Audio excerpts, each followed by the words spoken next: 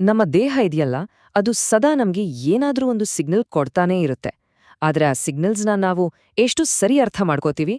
ಬನ್ನಿ, ಇವತ್ತು high uric acid ಅನ್ನೋ ಸಮಸ್ಯೆಗೆ ನಮ್ಮ ಅಡಿಗೆ ಮನೇಲೇ ಇರೋ ಕೆಲವು ಪವರ್ಫುಲ್ ಪರಿಹಾರಗಳ ಬಗ್ಗೆ ತಿಳ್ಕೊಳ್ಳೋಣ. ಈ ಮಾತನ್ನೊಮ್ಮೆ ಯೋಚಿಸಿ ನೋಡಿ.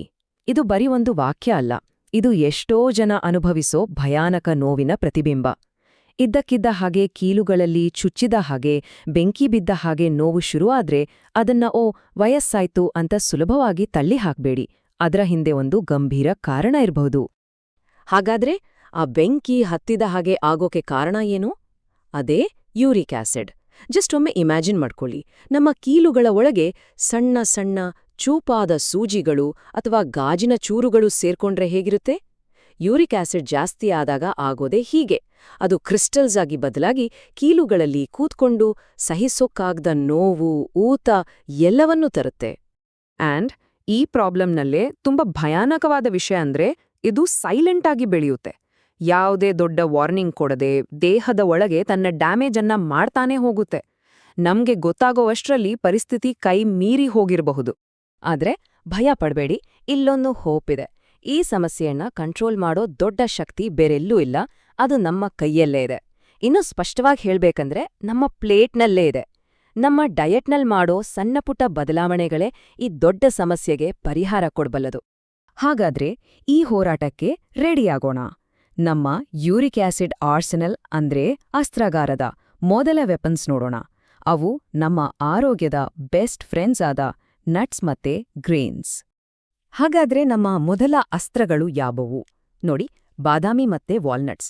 ಇವು ಬರೀ ಟೇಸ್ಟಿ ಅಷ್ಟೇ ಅಲ್ಲ, ಇವುಗಳಲ್ಲಿ ಪ್ಯೂರಿನ್ ಅನ್ನೋ ಅಂಶ ಕಡಿಮೆ ಇರೋದ್ರಿಂದ ಯೂರಿಕ್ ಆಸಿಡ್ ಲೆವೆಲ್ನ ಕಂಟ್ರೋಲ್ನಲ್ಲಿಡೋಕೆ ಹೆಲ್ಪ್ ಮಾಡುತ್ತೆ. ಸೊ ನೆಕ್ಸ್ಟ್ ಟೈಮ್ ಏನಾದ್ರೂ ತಿನ್ಬೇಕು ಅನ್ಸ್ದಾಗ ಒಂದು ಹಿಡಿಯಷ್ಟು ಬಾದಾಮಿ ಅಥವಾ ವಾಲ್ನಟ್ ತಗೊಳ್ಳಿ. ಇದರ ಜೊತೆ ಬಿಳಿ ಅನ್ನದ ಬದಲು ಬ್ರೌನ್ ರೈಸ್ ಬಳಸಿದ್ರೆ ಮೆಟಬಾಲಿಸಂ ಇಂಪ್ರೂವ್ ಆಗಿ ಸಮಸ್ಯೆಯ ಮೂಲಕ್ಕೆ ಪೆಟ್ಟುಕೊಡುತ್ತೆ. ಈಗ ತುಂಬಾನೇ ಇಂಪಾರ್ಟೆಂಟ್ ಆದ ಒಂದು ಆಯ್ಕೆ ಬಗ್ಗೆ ಮಾತಾಡೋಣ. ಒಂದು ನಮ್ಮ ದೇಹಕ್ಕೆ ಅಮೃತ, ಇನ್ನೊಂದು ವಿಷ, ನೀರು.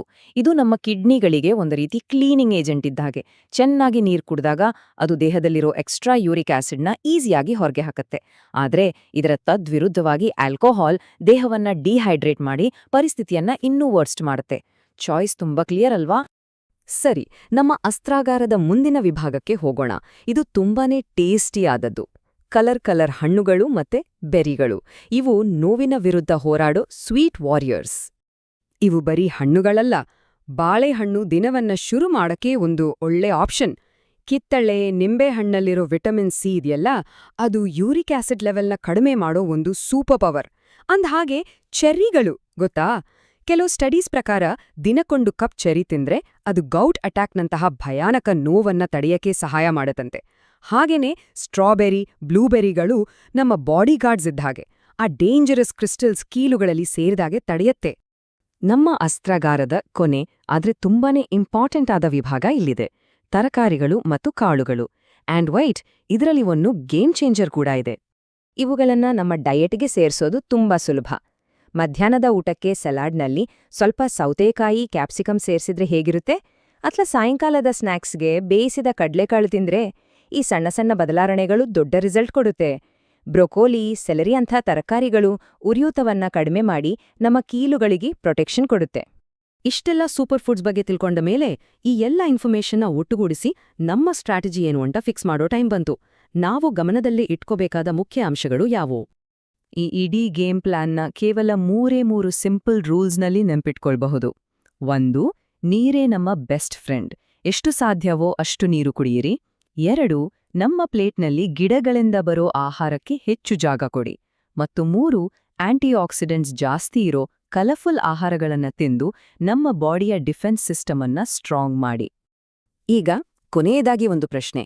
ಈ ಎಲ್ಲಾ ಮಾಹಿತಿಯನ್ನ ತಿಳ್ಕೊಂಡ ನಂತರ ಕೇವಲ ಕೇಳಿ ಸುಮ್ಮನಾಗೋದಲ್ಲ, ಇವತ್ತೇ ಈ ಕ್ಷಣವೇ ನಮ್ಮ ಆರೋಗ್ಯಕ್ಕಾಗಿ ಒಂದು ಸಣ್ಣ ಬದಲಾವಣೆ ಮಾಡೋಕೆ ಸಾಧ್ಯನಾ? ಆ ಒಂದು ಸಣ್ಣ ಹೆಜ್ಜೆಯೇ ನಾಳಿನ ಆರೋಗ್ಯಕರ ಬದುಕಿಗೆ ಒಂದು ಗಟ್ಟಿ ಅಡಿಪಾಯ ಆಗ್ಬಹುದು. ಆ ಬದಲಾವಣೆ ಯಾವುದು ಅಂತ ಯೋಚನೆ ಮಾಡಿ. ಈ ವಿಶ್ಲೇಷಣೆ ಉಪಯುಕ್ತ ಅಂತ ಅನಿಸ್ತ್ರೆ ದಯವಿಟ್ಟು ಲೈಕ್ ಬಟನ್ ಪ್ರೆಸ್ ಮಾಡಿ, ಈ ಮಾಹಿತಿಯನ್ನ ತಮ್ಮ ಆಪ್ತರೊಂದಿಗೆ ಶೇರ್ ಮಾಡಿ, ಮತ್ತೆ ಇಂತಹ ಹೆಲ್ದಿ ಟಾಪಿಕ್ಸ್ಗಾಗಿ ನಮ್ಮ ಚಾನೆಲ್ಗೆ ಸಬ್ಸ್ಕ್ರೈಬ್ ಮಾಡಿ.